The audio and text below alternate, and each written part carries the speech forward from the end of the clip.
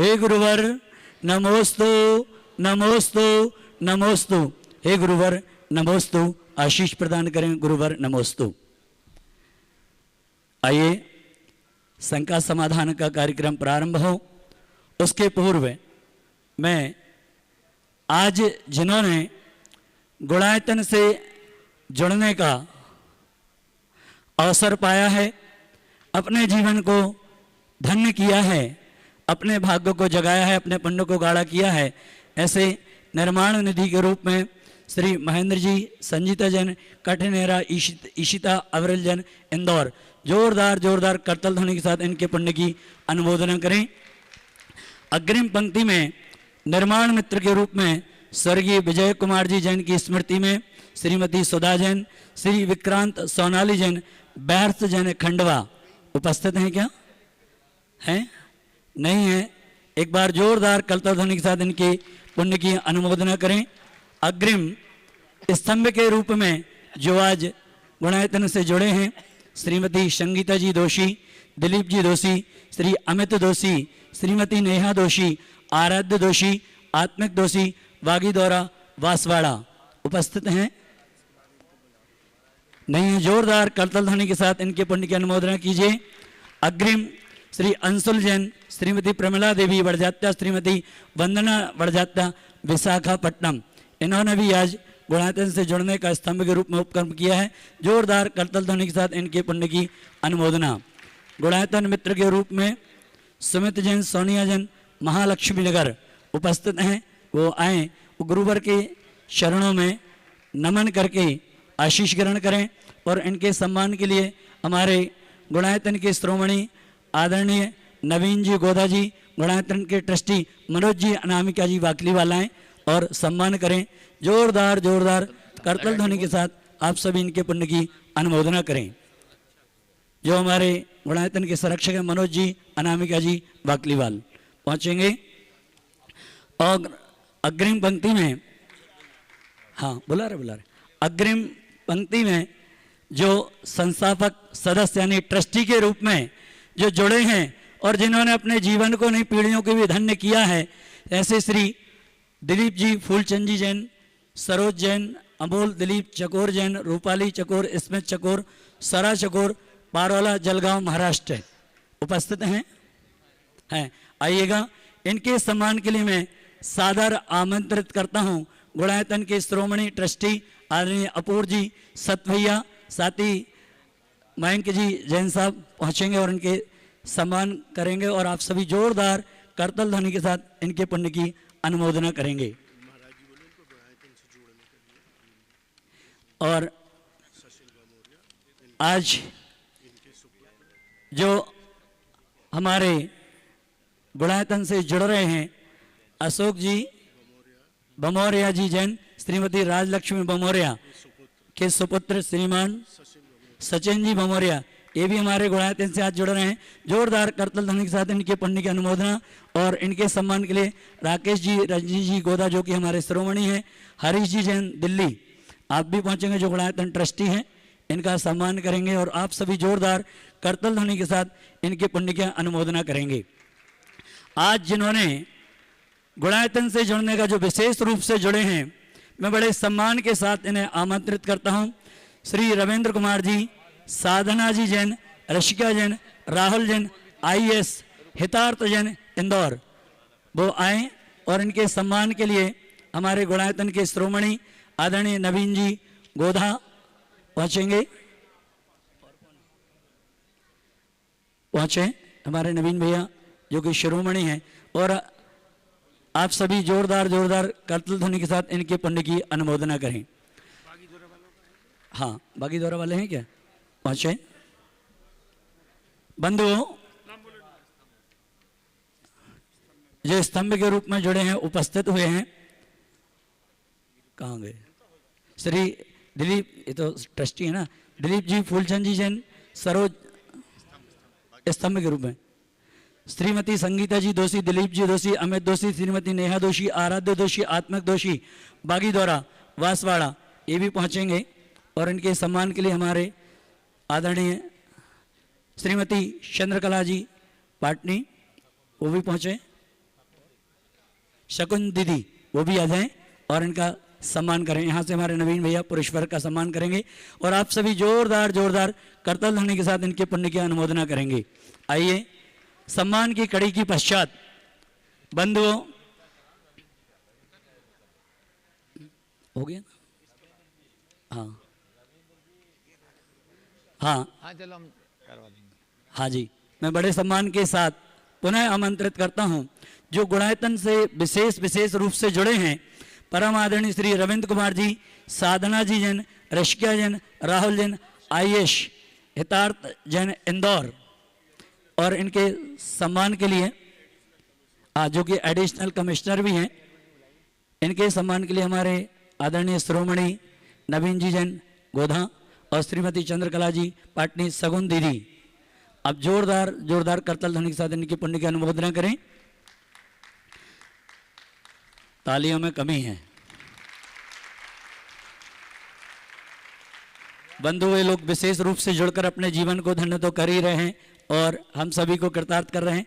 आइए, श्रृंखला की सम्मान की श्रृंखला के पश्चात अभी जैसा आप सभी को विदित है कि हम सभी ने ऐतिहासिक प्रभावना के साथ श्री सिद्ध चक्र महामंडल विधान की महाराधना की और उसके पश्चात अब पंचकल्याणक की वेला है। 2 तारीख से 7 दिसंबर तक श्री 1008 पंचकल्याणक महामहोत्सव हम सभी मनाएंगे, जिसकी पात्र चयन 24 नवंबर को प्रातः 8:30 बजे इसी महतावाग परिसर में होगा। आप सभी सादर सपरिवार आमंत्रित हैं। जिनके भी भाव माता पिता भगवान के सौधर्मेंद्र कुबेर आदि के बन रहे हो, उस दिन आप सभी उपस्थित रहें। वैसे तो गुरुदेव के पास बहुत नाम आ रहे थे, पर किसको क्या बनाए, बड़ी असमंजस वाली स्थिति है। तो आप सभी पात्र चयन के लिए 24 नवंबर को सपरिवार उपस्थित हों और देखेंगे उस दिन किसका भाग्य खुलता है, कौन सौधर्म होगा, कौन कुबेर होगा, कौन ईशान होगा, कौन सानत होगा।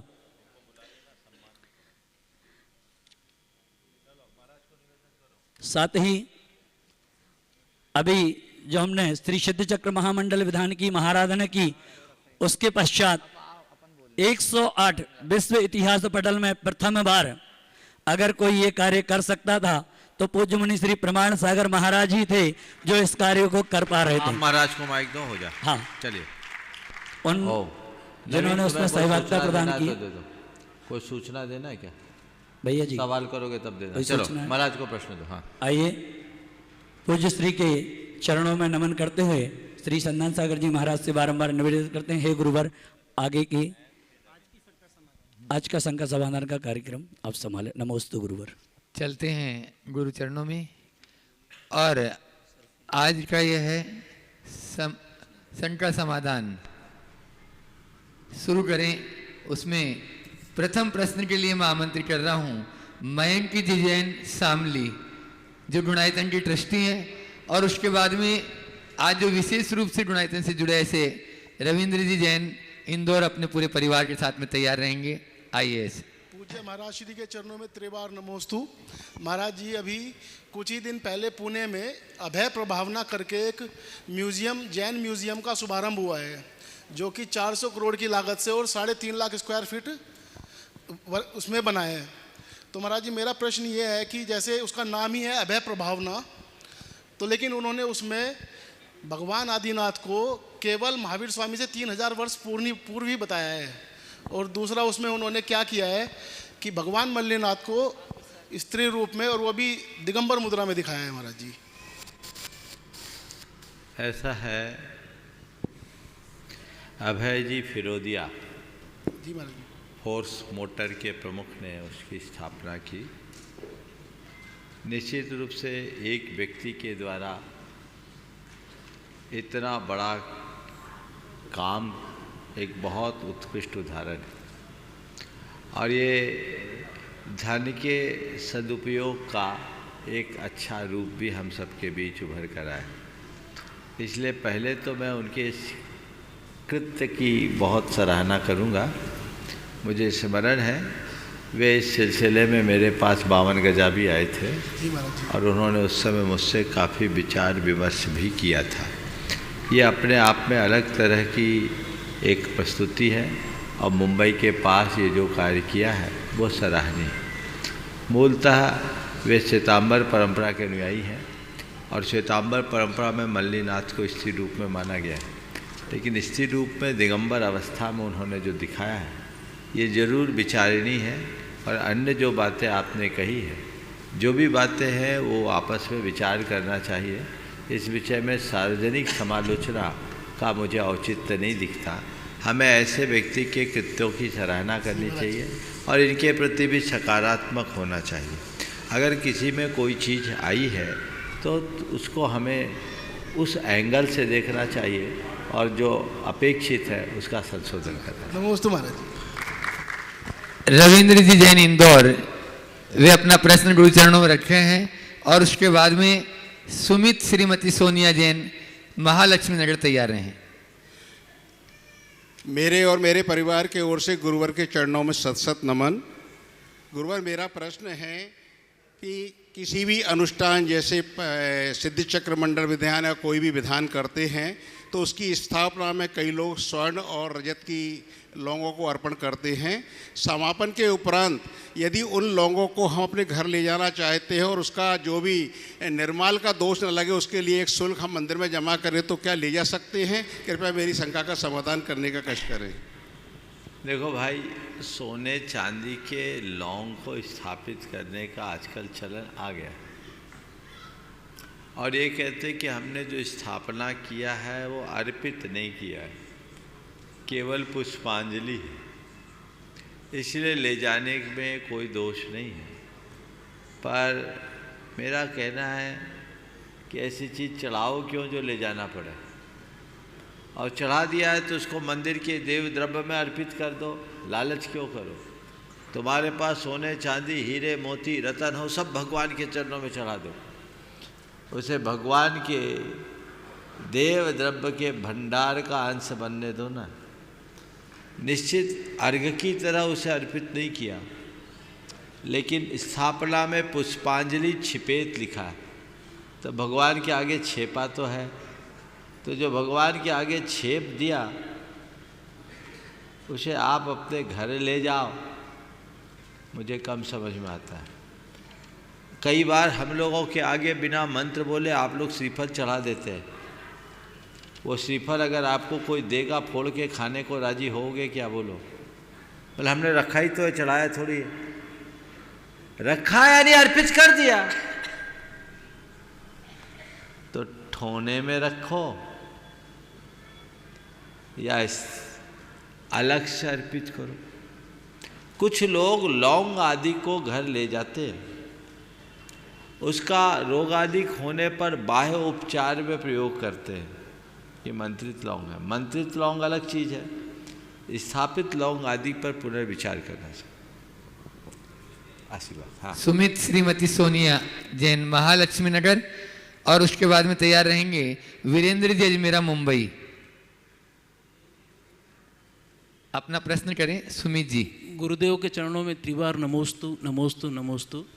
गुरुदेव, मेरा प्रश्न ये है कि एक व्यक्ति के जीवन में गुरु की क्या महिमा होती है, और जैसे मेरे जैसे जन सामान्य जो हैं, जब उनके गुरु उनसे दूर होते हैं तो कई बार ऐसा महसूस होता है कि शायद कहीं आस्था में थोड़ी डगमगाहट आ रही है। तो ऐसे उस समय कैसे अपने आप को संभालें और कैसे अपने गुरु के प्रति श्रद्धा को प्रगाढ़ करें? देखिए, गुरु की जीवन में बहुत ही उच्च महिमा है। कहते हैं गुरु की महिमा बरनी न जाए, गुरु नाम जपो मन वचन खाए। गुरु के अभाव में हमारा जीवन आगे बढ़ नहीं सकता। हमारे जीवन में गुरु की वही भूमिका है जो किसी नाव के संचालन में नाविक की। भंवरदार नदी में यदि नाव चले और उस नाव को चलाने वाले कुशल नाविक का अभाव हो तो क्या होगा? तो ऐसे ही संसार के भंवर में फंसे हम साधारण प्राणियों के लिए गुरु रूप नाविक या खेवैया न मिले तो हमारी नैया को डूबने से कोई नहीं बचा सकता। इसलिए प्रत्येक व्यक्ति के जीवन में एक गुरु होना चाहिए। पर गुरु एक व्यक्ति नहीं, गुरु एक तत्व है। कोई ज़रूरी नहीं कि गुरु भौतिक रूप से हमारे समक्ष रहे तभी हम उनके सानिध्य का लाभ ले सकते हैं। गुरु तो एक प्रेरणा है जिन्हें एक आदर्श के रूप में हम अपने हृदय में स्थापित करते हैं और उस आदर्श से प्रेरणा पाकर अपने जीवन को आगे बढ़ाते हैं। तो जो भी गुरु हो, हर व्यक्ति का एक गुरु होना चाहिए। जैसे तुम्हारा एक फैमिली डॉक्टर होता है, तुम्हारा एक लीगल एडवाइज़र होता है, वैसे ही तुम्हारा एक पारिवारिक गुरु भी होना चाहिए, जिनके समक्ष जाकर अपने जीवन की आध्यात्मिक गुत्थियों को सुलझा सके, अपने जीवन की जो भी समस्याएं हैं उन सब का निराकरण करते हुए धर्म मार्ग में स्थित हो सके। जब हमें गुरु का सानिध्य मिलता है, गुरु की प्रेरणा मिलती है, तो वह प्रेरणा हमारे जीवन का एक बड़ा संबल बन जाता है, जो हमारे जीवन का पथ प्रदर्शक होता है और जीवन को बेहतर बना पाता है। नमोस्तु गुरुदेव। अब नमोस्तु। मैं आवाज दे रहा हूँ वीरेंद्र जी अजमेरा मुंबई। बंधुओं, पूज्य महाराज श्री जी के प्रवचन जब मैं ब्रह्मचारी अवस्था में था तब भी इन्होंने आगे टीवी चैनल पर प्रसारित करने का बीड़ा, और इसी इंदौर आते थे शिखर जी से प्रवचन। उस समय इतनी सुविधाएं नहीं थी, लेकिन वीरेंद्र जी महाराज जी के प्रति बहुत समर्पित रहे हैं और गुरुवर के भी प्रति अनेकों जिन्होंने डॉक्यूमेंट्रीज, फिल्मवादी आदि बनाए, और आज गुरु के आशीर्वाद से ही वो उन ऊंचाइयों को छूकर आज बंबई में बहुत अच्छे फिल्म क्षेत्र में अच्छा कार्य कर रहे हैं। जोरदार तालियों से वीरेंद्र जी अजमेरा अपनी पूरी टीम के साथ में इस विधान में भी थे और उनका सम्मान से नवीन जी गोदा वहीं पर जाकर उनका सम्मान कर दें। छोटी मोटी हस्ती नहीं है, बहुत बड़ी हस्ती है, जोरदार ताली बजा दें और जैन धर्म को और ऊंचाइयों पर लेके जाएं। गुरुवर पर भी ऐसी डॉक्यूमेंट्री बनाए। वीरेंद्र जी अजमेरा अपना प्रश्न कर रहे हैं और उसके बाद में तैयार रहेंगे। आज अपने बीच में संपादक सीमा जी जैन रामपुरिया यहाँ पर उपस्थित हैं, वे अपना प्रश्न करेंगी।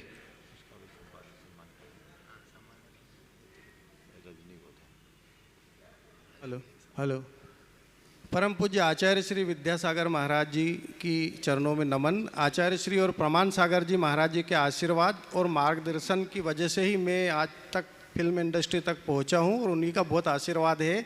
और मैं 4 पंक्तियों से परम पूज्य मुनि श्री प्रमाण सागर जी महाराज जी से अपना प्रश्न रखना चाहता हूं कि मंदिर में जाओ तो पंडो ढंको नी, कि मंदिर में जाओ तो पंडो ढंको नी, न मरने जाओ तो कंडो ढंको नी, आईने जाओ तो ये ढंका नी, वहीने जाओ तो वो ढंका नी, और पीने जाओ तो दूध ढंको नी, और खाने जाओ तो घी ढंको नी। आईने जाओ तो ये ढंका नहीं, वहीने जाओ तो वो ढंका नहीं, और कहीं करने जाओ तो रिश्तेदार ढंका नहीं, और यथार्थ तो यथार्थ महाराज जी सपना ढंका नहीं है, और दुश्मन हमारा क्या बिगाड़ लेंगे जब अपना ही ढंका नहीं है। यथार्थ तो यथार्थ सपना ढंका नहीं है, और दुश्मन हमारा क्या बिगाड़ लेंगे जब अपना ही ढंका नहीं है, और सुख तो सुख गम ढंका नहीं है। और सच्ची बात तो ये महाराज जी कि हम ढंका नहीं है, हम ढंग के कैसे हो जाए और हमको सब कैसे ढंग के दिखने लगे, इसके लिए आप शंका समाधान। बिल्कुल ठीक कह रहे हो, हम ढंग का नहीं है और आपका ये प्रश्न भी लोगों के ढंग का नहीं है। कुछ हटके है ना? बात सही है, ढंग का नहीं है, ढंग का नहीं है, ढंग का नहीं है। ये स्वर केवल उनके मुख से निकलते हैं जिनकी सोच ढंग की नहीं है। जिनकी सोच ढंग की होगी उनको सब ढंग का दिखेगा, और जिनकी सोच बेढंगी होगी उन्हें सब बेढंगा दिखेगा। तो यदि चीज़ों को हम ढंग का बनाना चाहते हैं तो कुछ न करें, अपनी सोच को ढंग की बनाए। सीमा जी जैन रामपुरिया जो संपादक हैं बहुत बड़े, उनका भी मैं चाहूँगा कि सम्मान कर देंगे।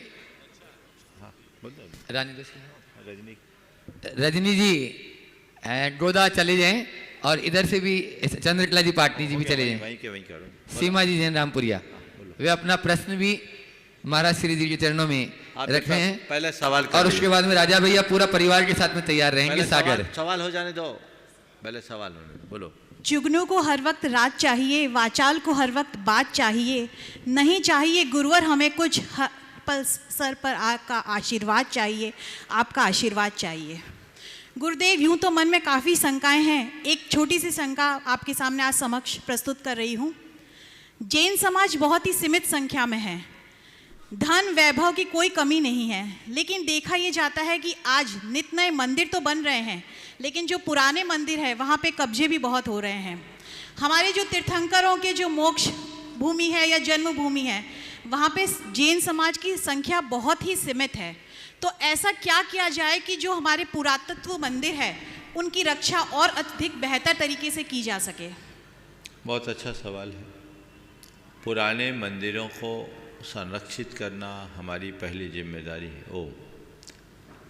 पुराने मंदिरों को संरक्षित करना हमारी मूल जिम्मेदारी है और नए का निर्माण करना अपने भविष्य को संरक्षित करने का रास्ता है। तो नए का निर्माण भी करना चाहिए, पुराने का संरक्षण भी होना चाहिए। यदि नए मंदिर नहीं बनाएंगे तो हमारी व्यवस्थाएं आगे व्यवस्थित नहीं चलेगी। इसलिए हमें नए मंदिर का भी निर्माण करना चाहिए। जैसे जैसे शहरों का विस्तार हो रहा है, कॉलोनियाँ बढ़ रही, अगर मंदिर ही नहीं होंगे तो लोग अपने दर्शन पूजन वंदन कैसे करेंगे? और जब मंदिर ही नहीं रहेंगे, दर्शन पूजन वंदन नहीं होगा तो समाज संगठित और सुगठित नहीं रह पाएगी। इसलिए समाज को संगठित और सुगठित बनाए रखने के लिए हमें और अपनी धार्मिक भावना को बनाए रखने के लिए नए मंदिर का निर्माण भी अपेक्षित है।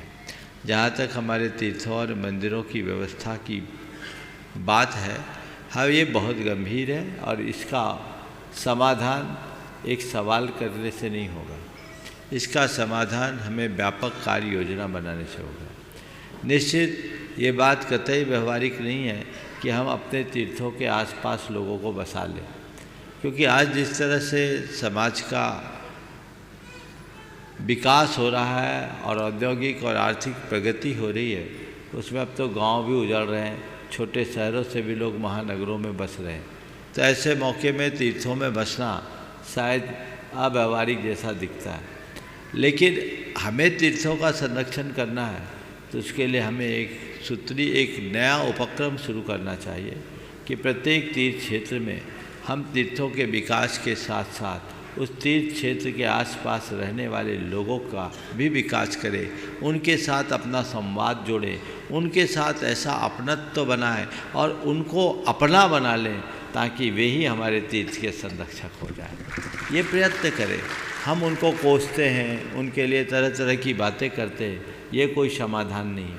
समाधान तभी और तभी होगा जब हम उन्हें अपने साथ जोड़कर अपना बनाएंगे और उनको अहिंसा करुणा के आदर्श का पाठ पढ़ाएंगे, तो आज वो हमारे साथ होंगे, हमारी समस्याओं का समाधान होगा। और अगला प्रश्न कर रहे हैं, एक साथ मैं देख रहा हूँ 3 पीढ़ी है, राजा भैया भी हैं, ऋतुराज भी हैं, रिद्धिराज भी हैं, रिद्धिमान सागर से जोरदार ताली बजा दीजिए। गुणायतन के ट्रस्टी हैं और इनका भी प्रश्न के बाद में वहीं पर प्रश्न समाप्त होने के बाद हाँ सम्मान कर देंगे। उत्तर होने के बाद बोलिए। हाँ, नमोस्तु महाराष्ट्री। पंडित ताराचंद, नरेंद्र कुमार, राजकुमार, ऋषिराज, ऋतुराज, रिद्धिमान, 5वीं पीढ़ी का आपके चरणों में कोटि कोटि वंदन अभिनंदन महाराज। नमोस्तु नमोस्तु नमोस्तु। रिद्धिमान का कल 8वां जन्मदिन है, उसी उपलक्ष्य में आपके दर्शन के लिए हम लोग आए हैं। और महाराज रिद्धिमान का जन्मदिन तो प्रश्न भी वही तैयार करके लाया, उसी ने सोचा है। बोलो बेटा। नमोस्तु महाराज जी, बच्चों का संस्कार कब और क्यों होता है? बहुत सुंदर। देखिए, पहले तो इस पूरे परिवार का जोरदार करतल ध्वनि से स्वागत कर दो। इस बच्चे का बहुत समय से ऐसा भाव था कि महाराज श्री, मैं जब 8 वर्ष का होऊंगा तो अपना जन्मदिन आपके चरणों में ही मनाऊंगा और आपके सानिध्य में ही पहला अभिषेक करूँगा। ये उसी भाव से यहाँ आया। यद्यपि सागर में विगत 17 तारीख को बहुत बड़े स्तर पर उपनयन संस्कार का कार्यक्रम हुआ, ये बच्चा भी उसमें जा सकता था, लेकिन इसका मनोभाव पहले से यहाँ से जुड़ा था, इसलिए आज यहाँ आया। एक बार जोरदार पूरे परिवार का जोरदार अभिनंदन करें। अब रहा सवाल कि बच्चों का संस्कार कब और क्यों किया जाता है। 8 वर्ष की उम्र होने पर बच्चे सम्यक दर्शन, ज्ञान और चारित्र को धारण करने के योग्य हो जाते हैं। अर्थात 8 वर्ष में रत्नत्रय को धार सकते हैं। न केवल रत्नत्रय को धारण कर सकते हैं, अपितु 8 वर्ष में केवल ज्ञान प्रकट करके भगवान बन सकते हैं। यानी 8 वर्ष की उम्र एक ऐसी उम्र है जिस उम्र को प्राप्त करने के बाद जीवन की सारी उत्कृष्ट संभावनाओं के द्वार खुल जाते हैं। इसलिए 8 वर्ष के होने पर बच्चों में उपनयन संस्कार विधि द्वारा उन्हें संस्कारित करके जैन बनाया जाता है। उनके हृदय में जैनत्व को स्थापित किया जाता है। अभी तो तुम जन्म से जैन हो, जब 8 वर्ष के पूरे होकर अष्टमूल गुणों को धारण करोगे तो कर्म से जैन बन जाओगे, और जब जैन बनोगे तभी आगे चलकर जैन धर्म का पालन करते हुए अपना कल्याण कर सकेंगे। इसलिए 8 वर्ष की उम्र में ये संस्कार किए जाते हैं, और जो ये संस्कार से मंडित होता है वो जैन बन जाता है। बहुत बहुत आशीर्वाद। बोलिए 108 श्री प्रमाण सागर महामुनि राज की जय। महाराज जी, एक छोटा सा प्रश्न और है कि आचार्य श्री के आशीर्वाद से और आपके आशीर्वाद से गुणायतन के ट्रस्टी के साथ साथ मुझे श्री आचार्य विद्यासागर साधिका आश्रम के अध्यक्षा का भी काम मिला हुआ है, और उसी तारतम्य में सारी साधिकाओं की तरफ से आपके चरणों में नमोस्तु प्रेषित करता हूं, और साथ ही आपसे मार्गदर्शन चाहता हूं कि हे गुरुदेव, साधिका आश्रम के उत्थान के लिए आप हमें मार्गदर्शन प्रशस्त करें। नमोस्तु गुरुदेव। आचार्य महाराज की बहुत बड़ी कृपा आप सागर वालों पर है। जब उन्होंने साधिका आश्रम के लिए सागर को चुना और सागर में भी उदासीन आश्रम को चुना, आज वहाँ अनेक साधिकाएं, लगभग 30 है ना, कितने 29 साधिकाएं हैं और 5 बहनें हैं। हाँ, तो ये बहुत उत्तम है। मेरा पहले तो सभी को आशीर्वाद है, वो अपना धर्म ध्यान कर रही हैं, और आप सबसे मैं यही कहूँगा कि आप लोगों को बहुत अच्छा अवसर मिला है ऐसे साधकों की सेवा करने का। व्रती की सेवा तीव्र शाता वेदनी कर्म के आश्रव का कारण है, इसलिए सेवा का कर्म करते रहें। और समाज को भी चाहिए कि गुरुदेव ने जो आप सबके लिए एक अवसर दिया है उसका पूरा लाभ उठाएं, उसमें किसी भी प्रकार की कमी ना हो। बहुत बहुत आशीर्वाद। नमोस्तु गुरुदेव। नमोस्तु। मैं चाहूँगा राजा भैया, ऋतुराज, पूरे परिवार का वहीं पर स्वागत अभिनंदन कर दिया जाए। सभी धर्म प्रभावना समिति के पदाधिकारी वहाँ पहुँच जाएं, और उसके बाद में अनेकांत जैन तुलसी नगर वे अपना प्रश्न रखें, और रूपाली चकोर जैन पारोला तैयार रहें। अनेकांत को दीजिए, माइक दीजिए, टाइम मत लगाइए। हाँ, आप अपना प्रश्न प्रश्न बोलो। हाँ। गुरुदेव एवं समस्त मुनि संघ के चरणों में त्रैबार नमोस्तु नमोस्तु नमोस्तु। ओम। गुरुदेव, मेरा प्रश्न है कि कई बार कार्य क्षेत्र में एवं धार्मिक क्षेत्र में, भौतिक जीवन में हम अपनी क्षमताओं के अनुरूप हमें रिजल्ट नहीं मिलता है, जबकि इसके विपरीत कई बार मैंने देखा है कि कई बार लोग जो रहते हैं उनके क्षमताओं के विपरीत उन्हें उससे अधिक रिजल्ट उनको मिलता है। तो हम कैसे अपनी क्षमताओं को बढ़ाएं और कैसे अपनी क्षमताओं का आकलन करें और उसके अनुरूप हम रिजल्ट एक्सपेक्ट करें? देखिए, सबसे पहली बात, क्षमताओं के विपरीत अगर परिणाम मिलता है तो हमें घबराना नहीं, हताश नहीं हो। और एक बात अपने मानस में जगाएं कि मेरे हाथ में केवल प्रयत्न है, परिणाम नहीं। हम प्रयत्न करें, परिणाम जो हो उसे स्वीकार करें। तो एक बात तो ये है, हम लोग प्रयत्न कम करते हैं, परिणाम पर लेकर के ज़्यादा चिंतित होते हैं। अपने आप को चिंता मुक्त करें ताकि प्रयत्न के साथ अपने परिणामों का पूर्ण लाभ ले सकें। जहाँ तक अपनी क्षमताओं की बात है, तो यदि दिखता है कि मेरी क्षमता या मेरे प्रयास के अनुरूप परिणाम नहीं है, तो ये मान के चलो कि हमारे प्रयत्न में कहीं ना कहीं कोई कमी रह गई, उसमें उत्साह जगाए। अपनी क्षमताओं को विकसित करने के लिए 3-4 उपाय मैं बताता हूँ। अपनी क्षमताओं को अगर सच्चे अर्थों में विकसित करना चाहते हो तो सबसे पहले अपनी क्षमता का आकलन करें, फिर अपना असेसमेंट करके देखें कि मैं कहाँ कहाँ कमज़ोर हूँ। जो जो अपनी कमजोरियाँ हैं उन्हें ख़त्म करने की कोशिश करें और जो अच्छाइयाँ उसको उभारने के लिए प्रयत्न करें, और कुछ संकल्पों से अपने आप को बांधें, उन्हें बार बार दोहराएं, और जो आपकी कमजोरियों को दूर करे, अच्छाइयों को उभारे, क्षमताएं विकसित होगी, दोहरे परिणाम आए। नमस्ते गुरुदेव। और जो आज गुणायतन से संस्थापक सदस्य ट्रस्टी के रूप में जुड़े हैं, ऐसे रूपाली चकोर दिलीप जी जैन पारोला, जोरदार ताली बजा दीजिए इन पूरे परिवार के लिए। और वो अपना प्रश्न गुरु चरणों में रख रहे हैं, और उसके बाद में तैयार रहेंगे सचिन कामोरिया, प्रतिभा भाजन, अनिल भाजल जी। मुनि श्री के चरणों में मेरा और मेरे परिवार का कोटि कोटि बार नमोस्तु नमोस्तु नमोस्तु। मेरा सवाल है, जैन समाज अहिंसावादी के मार्ग पर चलता है और पुण्य कमाता है, फिर भी दिन पर दिन उनकी जैन समाज की जनसंख्या क्यों कम हो रही है? और एक दूसरी ओर दूसरा समाज है जो हिंसा उनका जीवन है, फिर भी उनकी जनसंख्या बहुत तेज़ी से बढ़ रही है। इसका देखिए, जैन समाज की संख्या कम क्यों हो रही?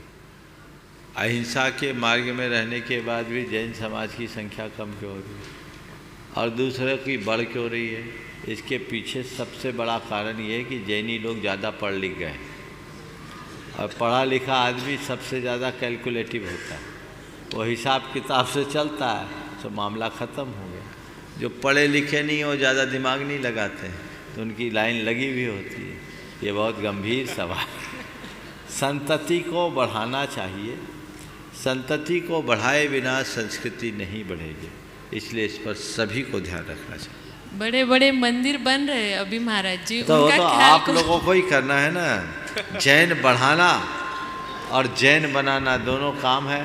बढ़ाने का काम आप लोगों के पास है, बनाने में हम लोग लगे हुए हैं। चलिए नमोस्तु महाराज जी, नमोस्तु महाराज। प्रतिभा बांजल, अनिल जी बांजल प्रश्न कर रही हैं सचिन जी बामोरिया का, और उसके बाद में तैयार रहेंगे नितिन शेफाली जैन यूएसए। नमोस्तु नमोस्तु नमोस्तु गुरुवर। बमोरिया परिवार की तरफ से, डॉक्टर अशोक बमोरिया की तरफ से नमोस्तु नमोस्तु नमोस्तु। गुरुवर, मेरा प्रश्न है कि पेरेंट्स तो हमेशा अपने बच्चों को संस्कार देने की कोशिश करते हैं, लेकिन जब बच्चे बाहर निकल जाते हैं तो संस्कार उनके सामने, उनको बाहर की दुनिया इतनी चकाचौंध रहती है कि वो अपने संस्कारों को भूल जाते हैं और उससे प्रभावित हो जाते हैं। जब लौटते हैं तो माँ बाप से चर्चाओं में कुछ उनको समझ में नहीं आता, और माँ बाप भी इतने सक्षम नहीं हो पाते कि उनके प्रश्नों का या उनकी चर्चाओं का वो उत्तर दे सकें। तो महाराज जी, मेरा प्रश्न ये है कि उनको किस तरह से आपका मार्गदर्शन चाहिए कि उनको किस तरह से समझाया जाए ताकि वो अपने जैन धर्म और अध्यात्म की तरफ लौट सकें और हम अपने अपने संस्कारों को जीवित रख सकें। नमोस्तु महाराज जी, नमोस्तु। देखिए, बच्चों को हम लोग संस्कार देने की बातें करते हैं, पर सच्चे अर्थों में संस्कार कम दे पाते हैं, बातें थोपते ज़्यादा। बच्चों को संस्कार दें नहीं, बच्चों में संस्कार गढ़ें, और संस्कार गढ़ने के साथ साथ उनके अंदर हम ऐसा भाव जागृत करें कि वे अपने संगति के प्रति भी जागरूक रहें। संस्कारों के साथ यदि संगति का ध्यान रखें तो इस तरह की विसंगति नहीं आती। हम संस्कारों की बातें करते हैं, संस्कार गढ़ते नहीं, और संगति पर ध्यान नहीं देते तो ये विसंगतियाँ। नमोस्तु महाराज जी, नमोस्तु। नितिन जी जैन यूएसए अपने पूरे परिवार के साथ में हैं, वे अपना प्रश्न रखेंगे, और उसके बाद में रथावर्तन टीम जिसमें रात दिन एक किया जैनेश जानरी और पवन जी जैन अपनी पूरी टीम के साथ तैयार रहेंगे। नमोस्तु महाराज श्री, मंचासीन सभी महाराजों को नमोस्तु। चुल्लक जी महाराज को इच्छामी। महाराज जी, प्रश्न है कि आपकी अनुकंपा से अमेरिका में घर पे गृह चैत्यालय है, और शेफाली और मेरे बीच में ये एक प्रश्न उठता है रोज़ सुबह कि पहले मंदिर में जाकर जो सूने आंगन की जो बुहारी है वो कैसे लगाएं। फिर से बोलो। जो घर में गृह चैत्यालय है आपकी अनुकंपा से, उसमें सुबह उठकर जब एक सूने आंगन की बुहारी लगानी होती है, उसको लगाने के लिए नहाकर जाएं या लगाने के बाद वापस नहाएं? ये प्रश्न मेरे और शिफाली के मन में रोज उठता है कि कैसे करें, क्योंकि बासी कपड़ों में भी जाने की भाव नहीं होता और बुहारी लगाने के बाद ऐसा लगता है एक बार वापस से शुद्ध होएं। तो इस द्वंद में हम फंसे हुए हैं, तो समाधान करें। एक समाधान मुझे ये दिखता है कि जैसे त्यागी व्रती लोग, ध्यान से सुनो, थोड़ा आप लोग बैठ जाए, अभी बैठिए, वहीं बैठ जाइए, बैठ जाइए नवीन भाई, उत्तर हो जाने दो। त्यागी व्रती लोग जो रात्रि में कुछ भी नहीं लेते, वो सुबह बिना मंजन किए भगवान के दर्शन के लिए जाते, एक बार 2 बार भोजन का नियम लेने वाले। मुझसे पूछा महाराज ये लोग कैसे चले जाते मुख शुद्धि किए बिना? तो मैंने उत्तर दिया कि शाम को भोजन करने के बाद या सुबह भोजन करने के बाद उनने मुख की अशुद्धि दूर कर ली, मुख शुद्धि कर ली। उसके बाद मुंह में कुछ डाला ही नहीं, अपनी उंगली भी नहीं डाली, तो मुख में अशुद्धि नहीं हुई, तो शुद्धि की क्या जरूरत? इसलिए हम लोगों को बिना मुंह धोए मंदिर जाने में कोई दिक्कत नहीं है। जो दिन भर कचर करते रहते हैं उनको जरूर मुख शुद्धि करके जाना होता है। तो त्यागी व्रतियों के लिए इसकी कोई ज़रूरत नहीं। तो वो फार्मूला मैं तुम्हें देता हूँ, पहले दिन मंदिर की ऐसी सफाई कर दो कि सवेरे से बिना नहाए झाड़ू लगाने की ज़रूरत ही ना पड़े। ऐसा कोई ज़रूरी नहीं है कि सुबह उठ के ही बुहारी लगाओ, फ्रेश कर दो, फिर आप अपना स्नान ध्यान करके जाओ, झाड़ू भी व्यवस्थित रखो, अपना कर लो काम। 1 मन 2 काज हो जाएगा। बिस्तर के कपड़ों से मंदिर में प्रवेश उचित नहीं। नमोस्तु महाराज जी, बहुत बहुत बढ़िया समाधान दिया। और अब आ रहे हैं रथावर्तन के, जो इतना बहुत ही 108 रथ यात्रा का जो कार्यक्रम बहुत सफल हुआ, जिसमें जैनेश झांझरी और आपके पवन जी जैन, दिलीप खजूरिया, एक उभरती प्रतिभा, एक बार जोरदार, और बाकी ये युवा साथी हैं, जोरदार ताली बजा दीजिए। बाकी महाराज जी बोलेंगे। गुरु जी के चरणों में हम सभी संयोजकों का सत्सत नमन। अरे आप लोग फैल के खड़े हो तो ज़्यादा अच्छा, सबके चेहरे आएंगे, और फैल जाओ। हाँ, 108 रथ यात्रा में। हाँ। गुरु जी, आपसे प्रश्न तो आज नहीं करना है, आज तो हम अपने पुण्य की अनुमोदना अपने मुंह से करने आपके दरबार में सभी लोग आए हैं। ऐसा हमने कौन सा तीव्र पुण्य किया होगा गुरु जी, जो 4 महीने आपका सानिध्य मिला और विश्व का रिकॉर्ड बनाने वाला कार्यक्रम रथावर्तन महोत्सव, जिसमें आपने हम सभी को आशीर्वाद दिया, और आपके अतिशय के कारण ही आज ये विश्व स्तर का कार्यक्रम सफल हो पाया।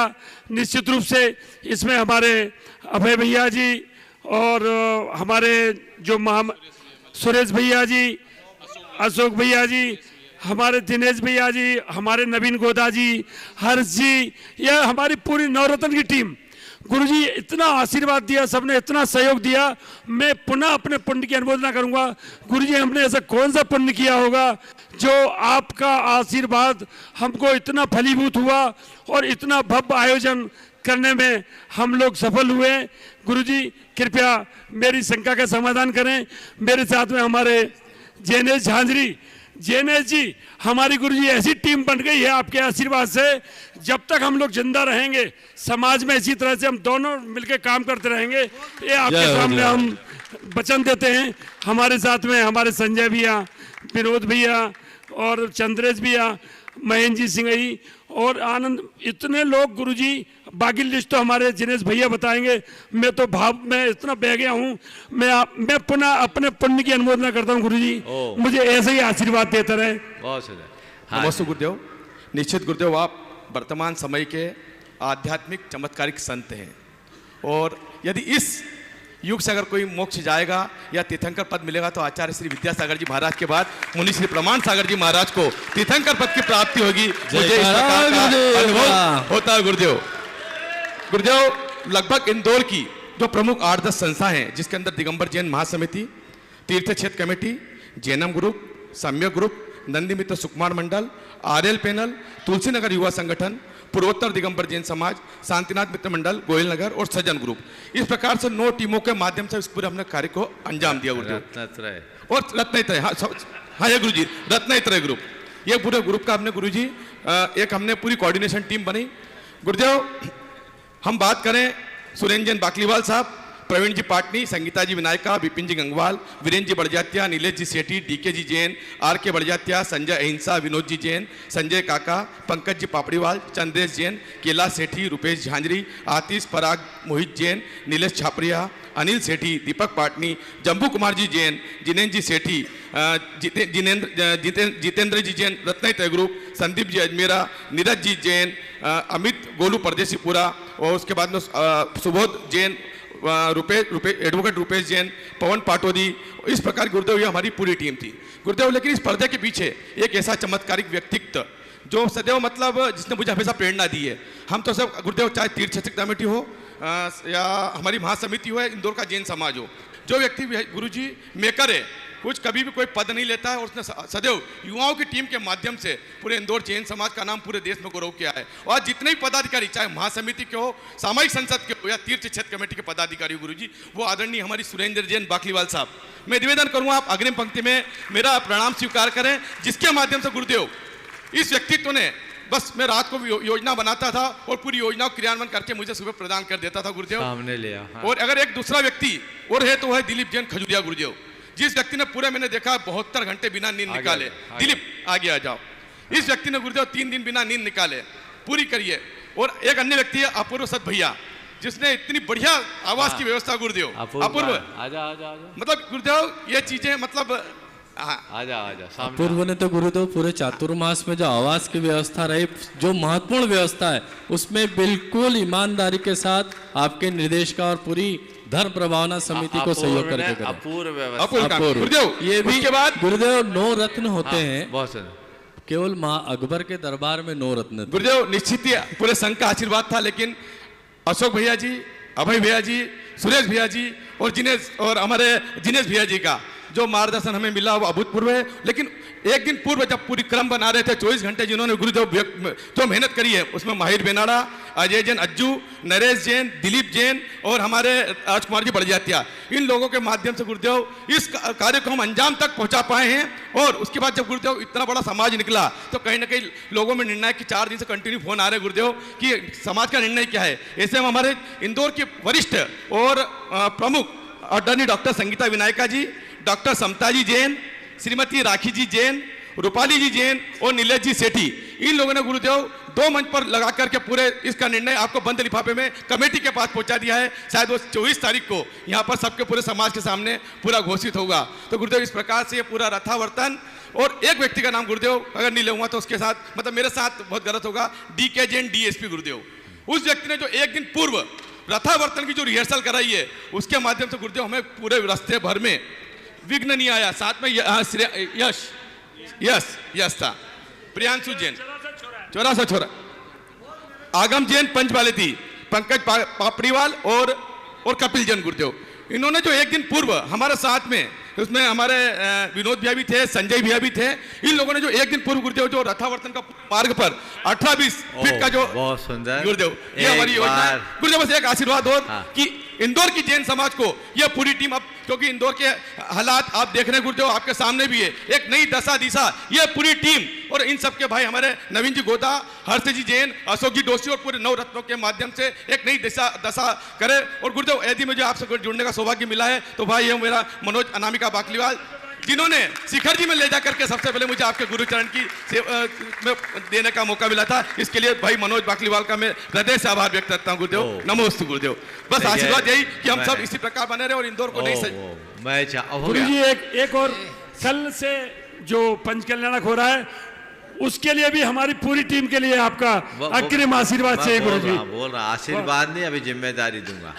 गुरुदेव मेरा एक छोटा सा, मैंने आज देखा था कि राजा अकबर के दरबार में 9 रत्न हुआ करते थे, तो यहाँ तो गुरुदेव 9 रत्न के साथ साथ इतने सारे रत्न हैं कि कमी ही नहीं है रत्नों की। इतने रत्न आपके दरबार में इकट्ठे हो गए, अब सब आपका आशीर्वाद सब पे बना रहे, ऐसा गुरुदेव निवेदन है। हाँ बोलो बोलो वाकलीवाल साहब बोलो। भगवान आपके श्री चरणों में नमन करता हूँ। हाँ। मेरा एक भगवान निवेदन है, अपन ने देखा है कि श्वेतांबर साधुओं के चातुर्मास 1 साल पहले मुख हो जाते हैं, जबकि अपने चातुर्मास के लिए 2-4-8 दिन का समय मिलता है।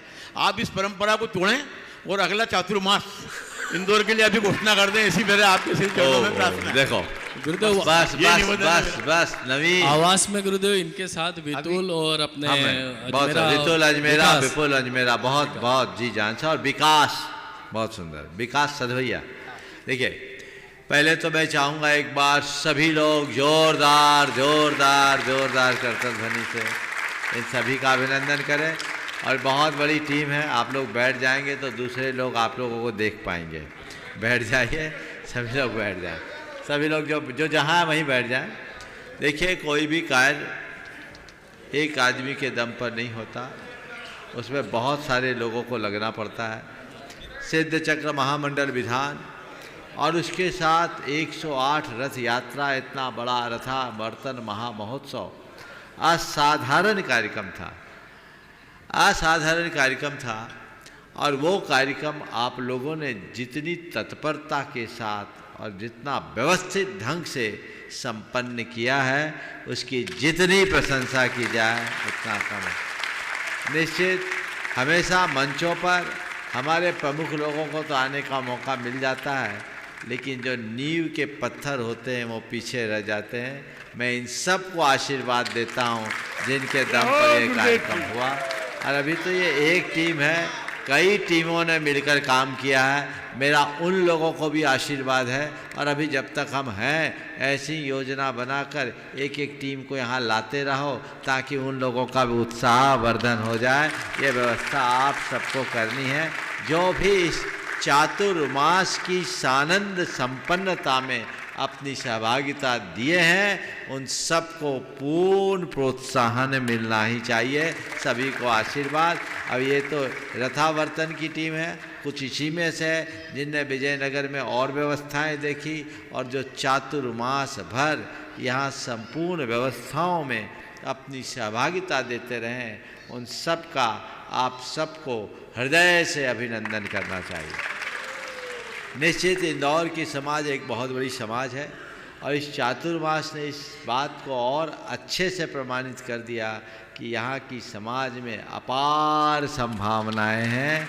इन्हें दिशा दर्शन देने भर की देर है, बाकी और किसी चीज़ की कोई कमी नहीं।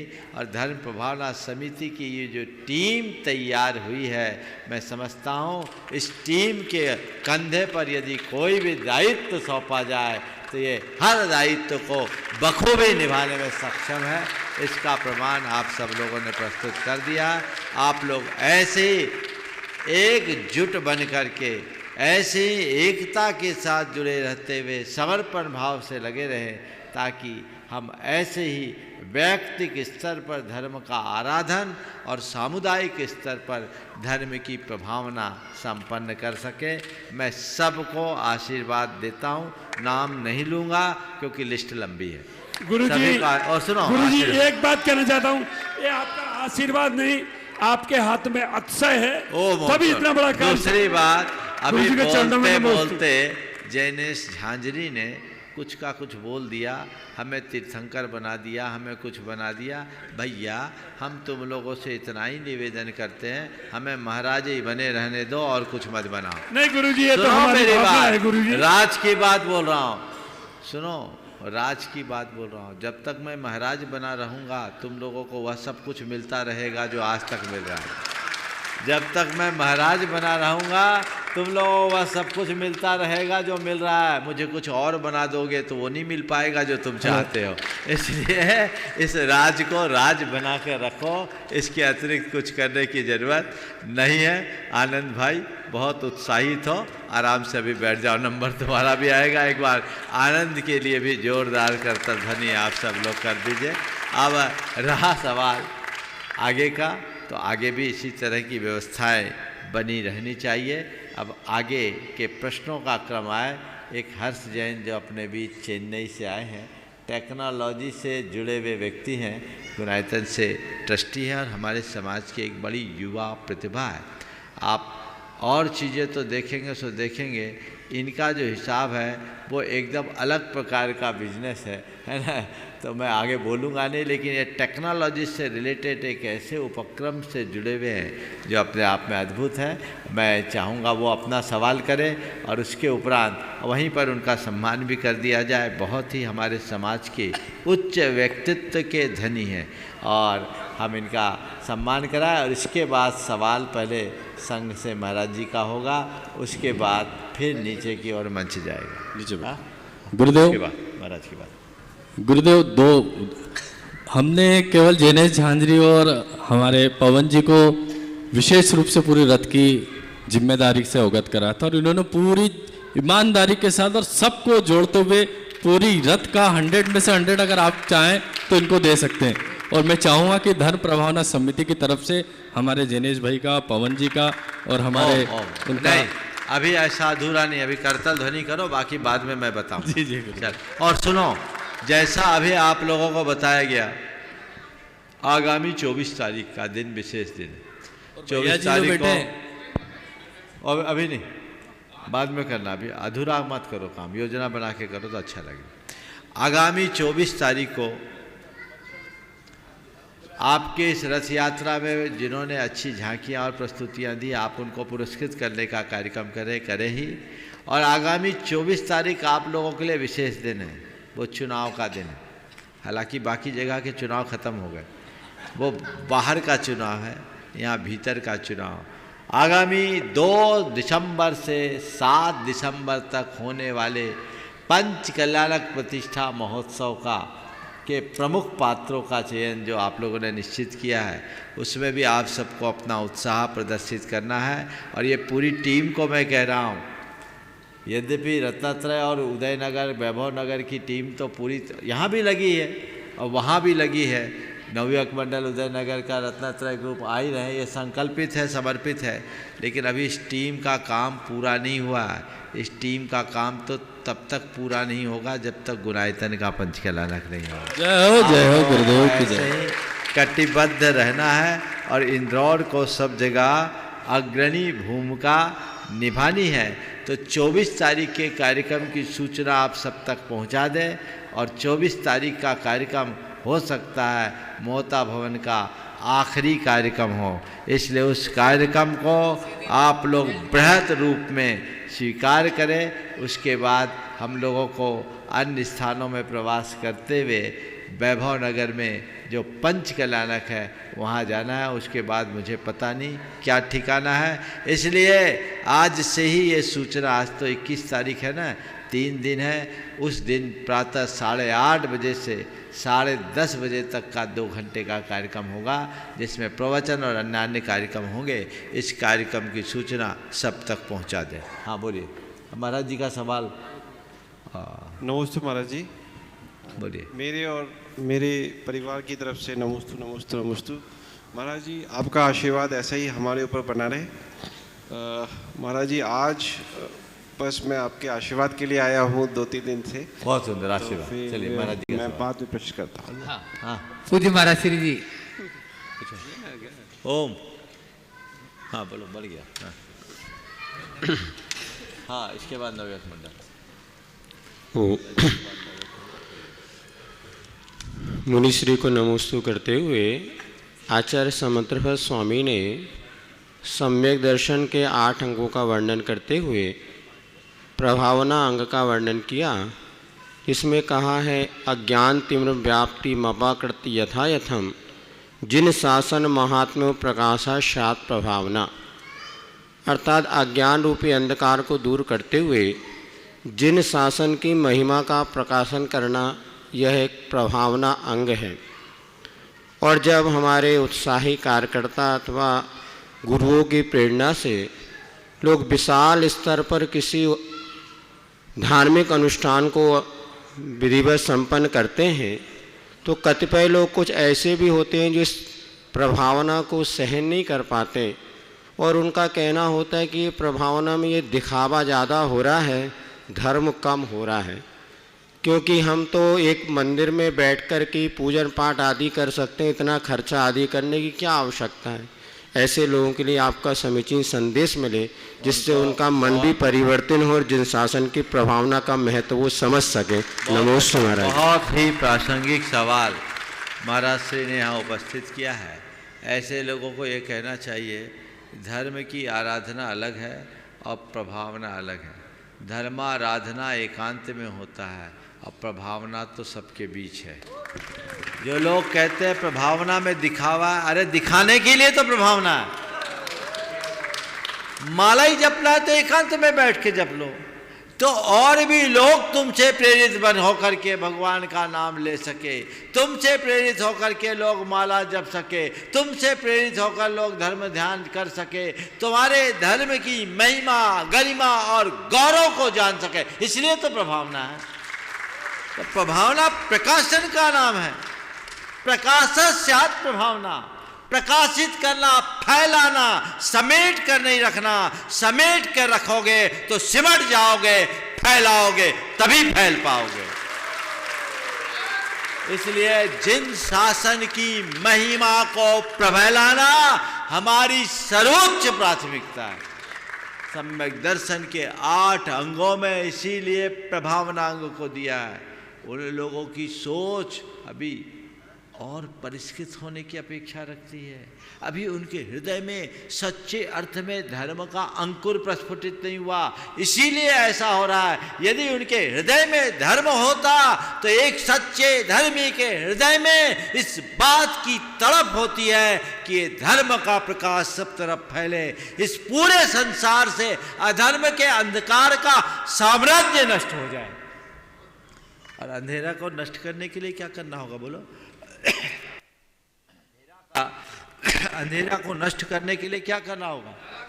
उजाला करने के लिए दिया जलाना होगा, प्रकाश फैलाना होगा। तुम सोचते हो दिया जलाए बिना अंधेरा छट जाए, या तुम सोचते हो ये दिया मेरे कमरे के भीतर तक रहे, बाहर न जाए, मंदिर से बाहर मेरे दिया का प्रकाश न जाए, तो मंदिर के बाहर केवल अंधेरा ही रहेगा। और जो लोग अंधेरे में रहेंगे वो कभी मंदिर पहुंच भी नहीं पाएंगे। इसलिए हमें चाहिए कि हम मंदिर के इस प्रकाश को जगत व्यापी बनाएं। इसलिए जिन शासन महात्म्य प्रकाशस्यात् प्रभावना रथावर्तन जैसे आयोजनों को आज से नहीं सदियों से धर्म प्रभावना का एक महत्वपूर्ण अंग माना गया है। और आचार्य समंत भद्र महाराज ने रेवती रानी और वज्र कुमार मुनि को इसके लिए याद किया कि उनने रथ यात्रा करके जिन शासन की असाधारण प्रभावना की थी। इसलिए हमें ऐसे लोगों से बिल्कुल भी किसी प्रकार से उनकी बातों से चिंतित होने की ज़रूरत नहीं, प्रभावित होने की ज़रूरत नहीं। मैं तो यही भावना भाता हूँ कि भगवान उनके घट में भी धर्म का सच्चा प्रकाश प्रकट हो जाए, ताकि उनका भी अंधेरा छटे और वह भी मूल धारा से जुड़कर आगे बढ़ सके। हाँ, नवयुवक मंडल उदयनगर। हाँ, उदयनगर का नवयुवक मंडल उत्साही नवयुवक मंडल जोरदार तालियां बजा दीजिए। ये आगामी जो 2 तारीख से 7 तारीख तक पंच कल्याण हो रहा है, उसमें अपनी सेवाएं भी देना चाहते हैं। हाँ, बोलो। और उसके बाद में चंद्रकला सागर जी महाराज के चरणों में बारंबार नमोस्तु नमोस्तु नमोस्तु। महाराज जी, पूरा दिगंबर नवयुवक मंडल परिवार उदयनगर और उदयनगर का पूरा समाज जो भी प्रोग्राम में पंच कल्याणक में जो भी आवश्यकता जहां भी है, हम लोग तन मन धन से सभी लोग पूरे वहां पर उपस्थित रहेंगे। बहुत सुंदर। हाँ, बोलो। श्रीमती चंद्रकला जी पाटनी रांची, वो अपना प्रश्न गुरु चरणों में रखे हैं, अंतिम प्रश्न, और उसके बाद में पूज्य महाराज श्री जी। मेरी तरफ से जगत के सब जीवों की तरफ से मुनिराजों के चरणों में नमोस्तु, सब छुल्लक जी महाराज के चरणों में इच्छामि। महाराज जी, जब बड़े बड़े विधान होते हैं और कई लोग विधान नहीं करते और लास्ट में हवन कर लेते हैं और सोचते हैं कि हमने पूरा विधान कर लिया, तो क्या विधान का सार हवन ही है क्या? बहुत सुंदर। देखिए, विधान करो तो हवन करो, विधान ही नहीं किया तो हवन का मतलब क्या? तुम लोग तो लास्ट का सोचते हो कि लास्ट का मिल जाए तो मिल जाए। जैसे दूध में शक्कर मिलाते हैं ना, तो सोचते नीचे वाला मिल जाए तो उसमें मिठास ज़्यादा है। अरे भाई, विधान के बाद हवन क्या है? दशांश आहुति। विधान में आपने जप किया, जप के उपरांत हवन किया जाता है। यदि आपने जप ही नहीं किया, विधान ही नहीं किया, तो हवन का उतना अर्थ नहीं। फिर भी हवन एक अच्छी क्रिया है, इसलिए लोगों का उसमें उत्साह रहता है। मैं यही भावना भाता हूँ कि जिन लोगों ने भी हवन, जो लोग हवन करते हैं वो इतना पुण्य अर्जन कर ले कि अगली बार पूरा विधान संपन्न कर सके। ओम शांति। बोलिए परम पूज्य आचार्य गुरुवर श्री विद्यासागर महाराज।